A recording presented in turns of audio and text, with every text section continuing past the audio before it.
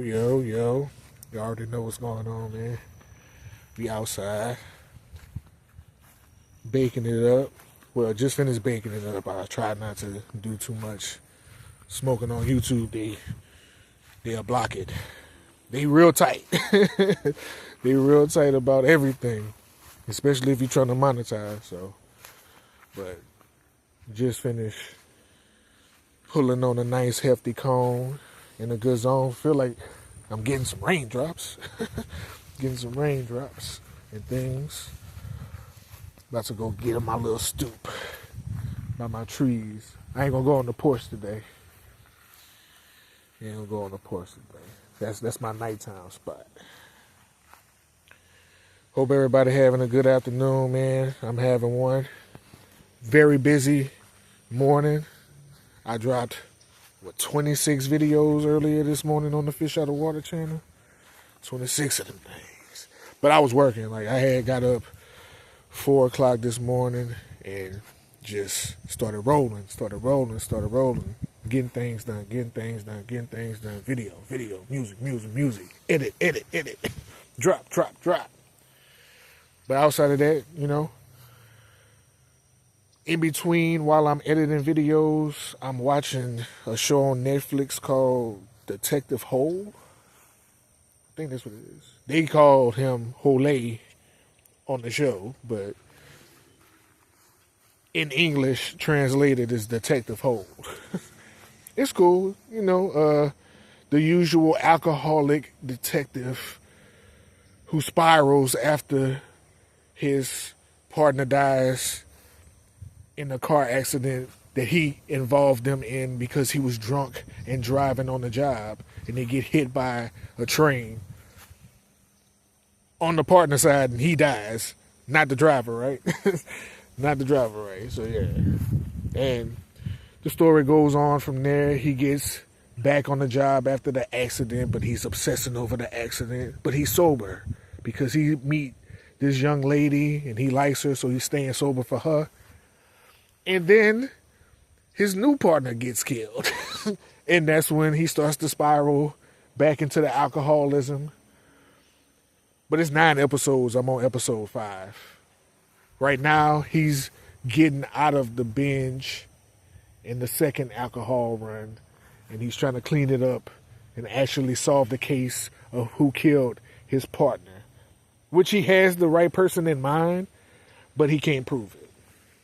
And that's what kind of triggered the alcoholism, because the person who actually pulled the trigger and killed him put it together so nicely, it'll be almost impossible to prove it almost. But, we'll see.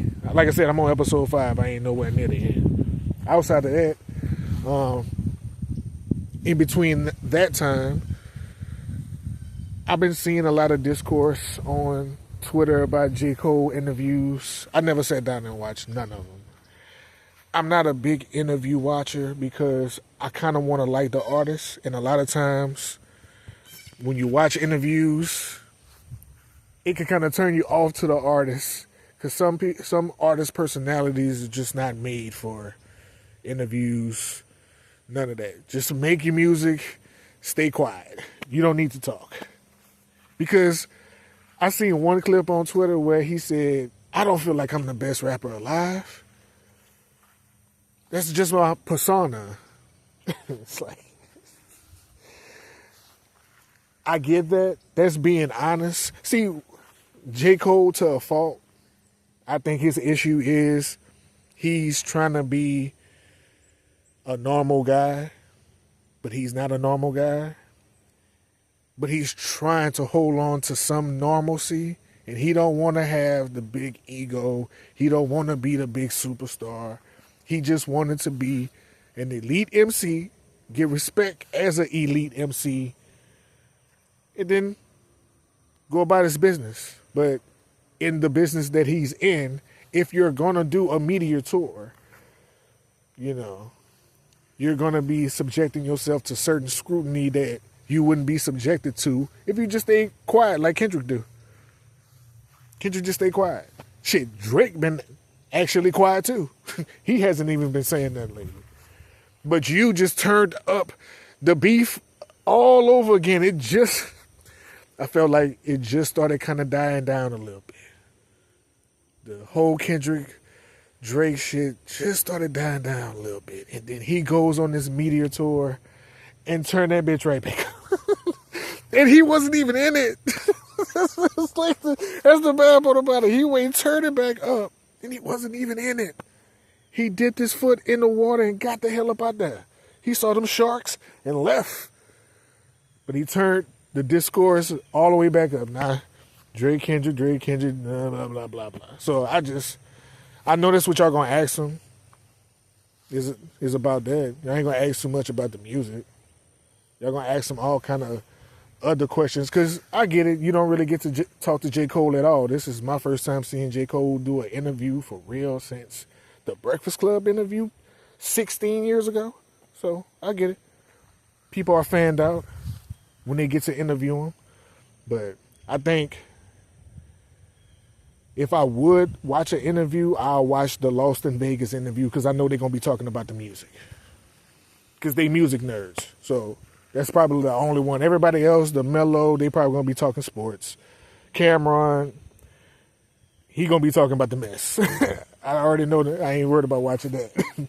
Like a lot of them, the platforms, it ain't going to be about the music. If I would recommend any J. Cole interview, and I didn't even watch it, but if I would recommend one, Lost in Vegas. That'll probably be the one to watch if you want to get like a musical conversation. But other than that, man, I've been literally locked in all morning, every morning for the past, what today is, Wednesday? For the past 10 days. Past 10 days straight, I just been locked in working. So outside of me working and catching a few games in between or catching a few TV shows in between, I won't be doing nothing until Sunday. I might drop, depending on my schedule tomorrow for the Fish Out of Water series, I may have 2 album reviews coming on here. I saw my dog Carlisle wanted me to review Bone Thugs-n-Harmony, East 1999. That's going to be light work. I could do that off the top of my head. I know that album front to back. And I saw a few other people had suggestions in the community. I'm going to try to walk each and every one of them down. You know what I mean? Each and every one of them down. I'm going to check. I saw it was The Clash, Calling London was one of them. One dude had like 3 albums. I'm going to check out probably The Clash, maybe. I saw they had 19 songs. I might have to give that its day by itself because it got 19 songs. And I'm going to probably be long-winded on the Bone Thugs-n-Harmony review because, you know, it's my favorite album of all time. Like, my number 1 album of all time is that album. So I'm not going to be long-winded. I'm going to cut it short. I'm going to get straight to the point, like I do my reactions. Getting straight to the point. I ain't being long with it. But that's about it, man. Just checking in again. Filling y'all in on what's going on around these parts. I'm about to relight this cone. Then go back in the crib and finish editing and dropping videos. Peace.